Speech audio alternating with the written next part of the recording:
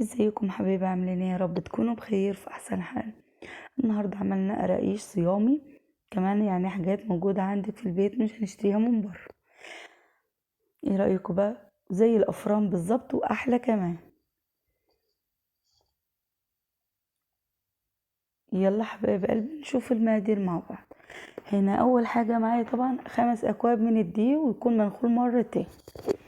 انا نخلاه مره ودي بنخله المره التانية.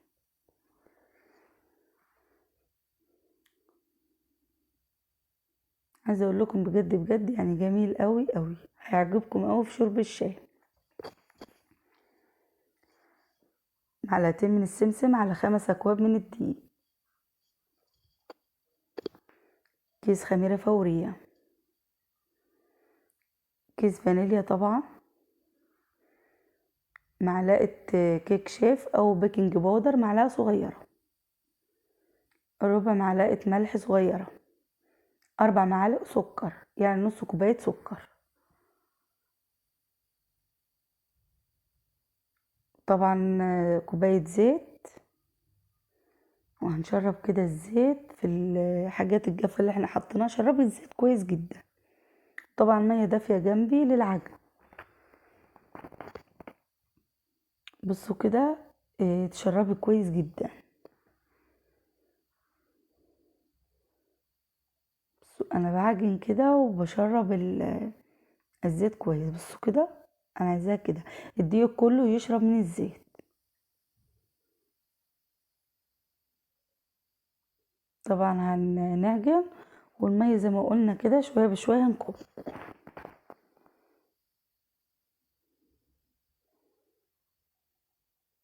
بجد بجد القراقيش دي جميلة قوي. يعني بصوا غالية جدا بره، بس هي مش مكلفة ولا اي حاجة. يعني كل حاجة موجودة عندك في البيت، مفيش غير حاجات بسيطة بس اللي انت هتشتريها من بره زي السمسم بس. لكن الزيت موجود، والدقيق موجود، كل حاجة موجودة، والخميرة بتبقى موجودة في كل بيت، والبيكنج باودر بيبقى موجود، والملح. مفيش حاجة يعني مختلفة يعني.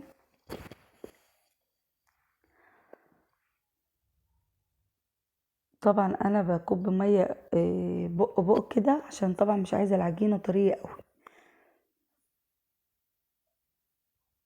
بصوا يا دوب كده.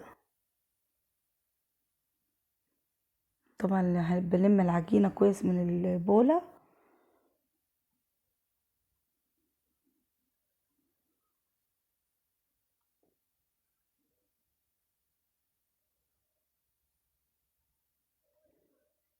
طبعا بتعجني كويس جدا، هعجنها وكده مش هكب مية تاني. بصوا بقى التلزيقة اللي كانت في ايدي راحت خالص من غير ما اضيف اي دقيق ولا اي حاجة. ايه رأيكم بقى؟ بصوا انا عايزة العجينة طرية وناعمة جدا زي كده، وما تكونش طرية قوي، متماسكة في نفس الوقت. سيبها تختمر وارجع لكم بعد ساعتين. عشان طبعا احنا في الشتاء. بعد ساعتين حبايب قلبي، لو في الصيف هتاخد ساعة بس. هنخرج كده الهوا. طبعا معلقة زيت وصينية، وهندهن الصينية قبل ما نبدأ. تجيبي كورة كده وتفرديها عادي جدا خالص. بصوا العجينة طول ما مختمرة كويس بتلاقيها بتفرد معاكي بكل سهولة. يعني ممكن تعمليها بإيدك، يعني مش لازم نشابة ولا أي حاجة. بالظبط كده، عشان أنا عايزة العجينة مربعة تربيع. وهنتنيها كده برضو، وهنقطع الزوايد.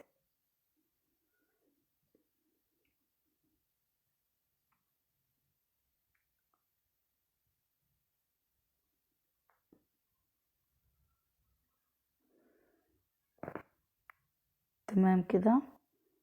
طبعا أنا بدوس عليها كده وطبطبها، عشان برضو هسيبها تختمر ربع ساعة قبل ما ادخلها الفرن. تقعد في الصينية ربع ساعة، تغطيها كده وربع ساعة قبل ما تدخليها الفرن. وحجمها برضو هيزيد، يعني هي بعد ما تخرج من الفرن. يعني هي في الفرن هتلاقيها حجمها زاد. بصوا هنا بقى اتلفت كورة وهلفها عادي كده رول. تمام، يعني مش هفردها. انتي عايزة تعملي الطريقة دي اعمليها، عايزة تعملي دي الطريقة السهلة ليك اعمليها.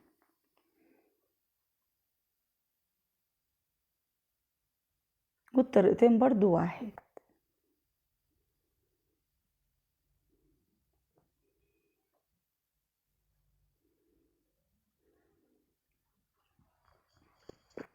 تمام.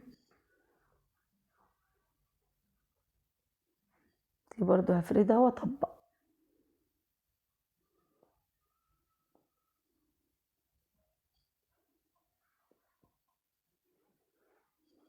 تقفلي كده كويس في الجناب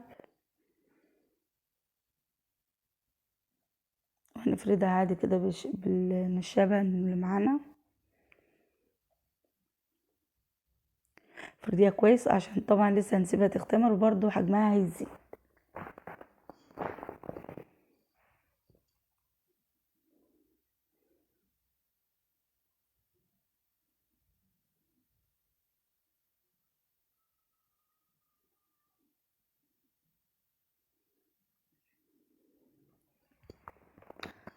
تمام كده.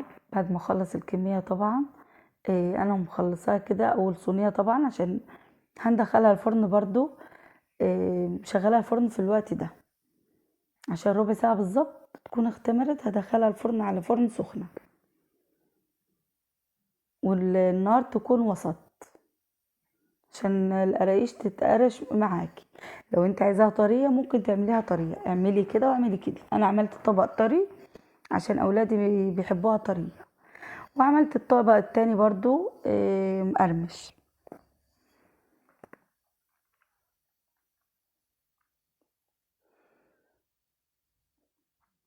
بصوا جميلة قوي بجد.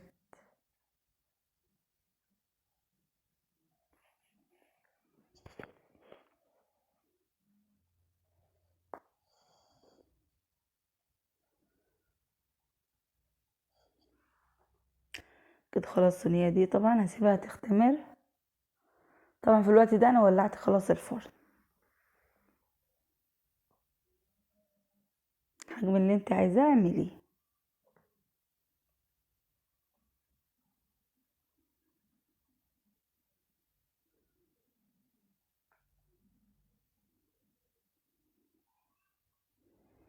طبقتها وبفرد تاني عشان انا عايزاها ترق. تمام، مش ترق قوي يعني.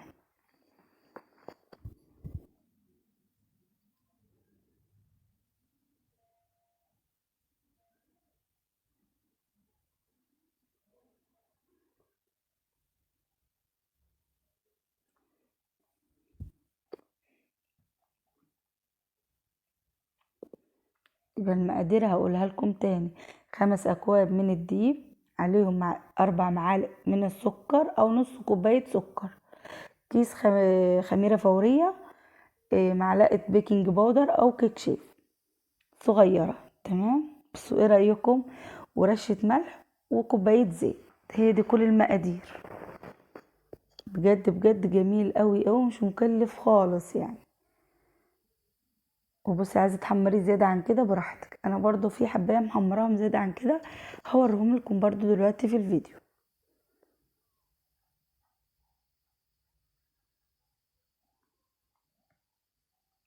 وطبعا بترصيهم في علبه كده محتكمه الغلق.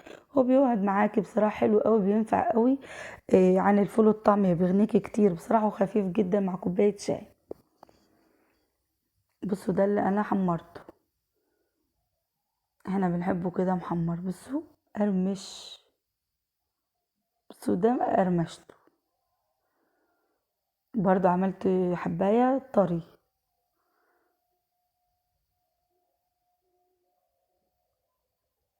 بجد بجد جميل قوي يعني. بصوا هش من بره جدا ومقرمش من بره ومورق من جوه وطري جدا من جوه يعني. بصوا حاجه جميله قوي. ده اللي انا عملته الطري، لكن اللي انا عملته ده من الطبق الاولاني فبصراحه ده مقرقش. بصوا مورق جدا من جوه. ايه رايكم بقى؟ عجبكم الفيديو يا حبايب قلبي؟ اضغطوا لي لايك وتفعيل زر الجرس، واللي ما اشتركش في قناه ام كراس يشترك، واعملوا لي متابعه على الفيسبوك. اشوفكم على خير ان شاء الله في فيديو جديد.